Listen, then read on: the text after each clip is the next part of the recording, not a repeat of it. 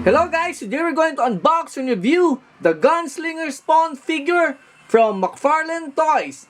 But before we continue, don't forget to hit that like button, share this video, comment, hit that notification bell, and subscribe to my channel so you will get notifications when new content comes out.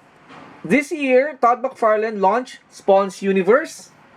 He tried to expand the universe of Spawn, his creation, by coming out with new titles featuring different versions of Spawn. And you have here Gunslinger Spawn from the Wild West era. Let's take a look at the box. So here in front, we see the figure, a very nice looking and highly detailed figure. And take note, it actually says it's not a toy. Okay, maybe this is for safety issues or considerations. This is the side. So you see a picture of the item, and the back, another picture of the item with the badass pose. And here's artwork featuring our Gunslinger Spawn. Let's check it out. Here's what you will get. So you have two pistols. Of course, you have Spawn, a rifle, and the holster for the rifle.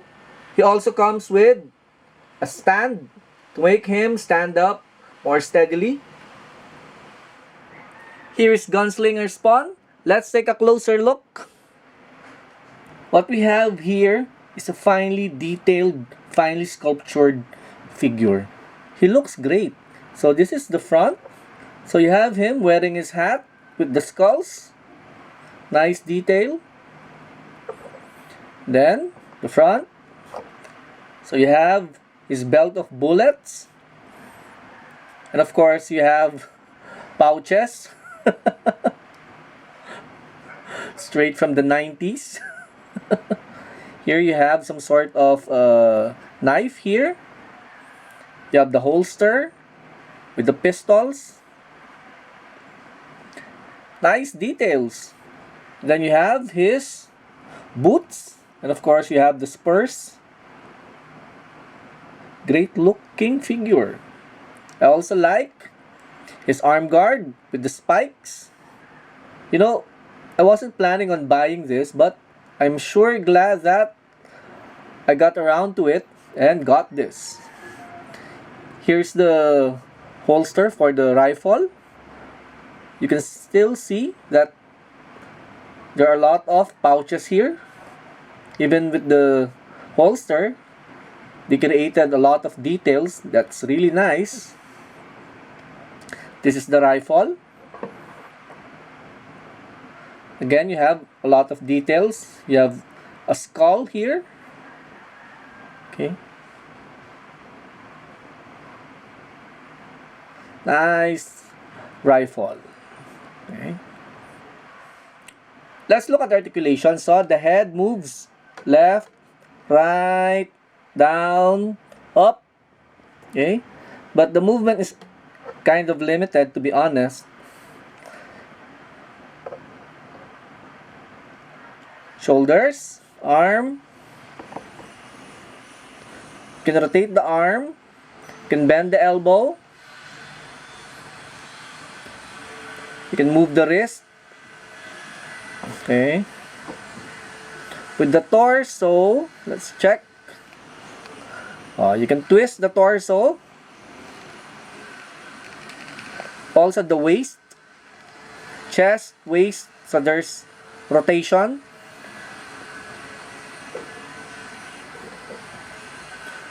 Nice details also on the back of the leg. See?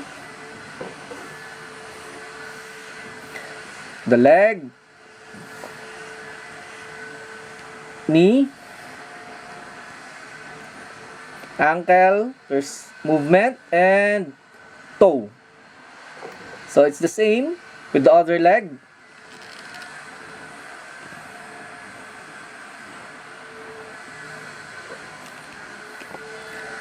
Split the angle is not as wide, maybe because of the pistols getting in the way.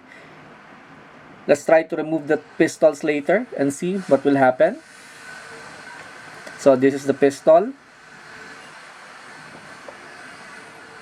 Here you have him with the pistols. Nice looking figure. Here he is with the rifle.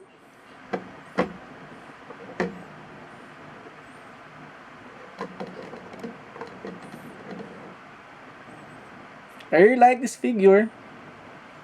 Maybe my only complaint is that his hands were not designed to properly hold the rifle. He really can't hold the rifle. Okay. So you'll just have to adjust the posing to make it look like he could actually hold the item. So what's good about the figure? Guys, the design, the look. This is one of the best looking designs coming from Todd McFarlane. The Western sensibility really fits the character. And of course, you have all those weapons, accessories that accentuate the look of this Spawn. Great looking character, gorgeous figure. The sculpt is also something to admire. Even the accessories got a lot of details. They really did their assignment with this one. Even the parts where you don't expect any detail, there's detail. Great sculpt, guys. You also get decent articulation with this figure. This figure, you can pose in a lot of ways. It certainly has a lot of play value. You're going to have a lot of fun fiddling with this Gunslinger Spawn. Any complaints? Well, they're coming out with a Gatling gun version of this figure. So, it's kind of a cash grab for me. Maybe they should have included that Gatling gun with this figure. Well, that's capitalism for you. I really can't complain.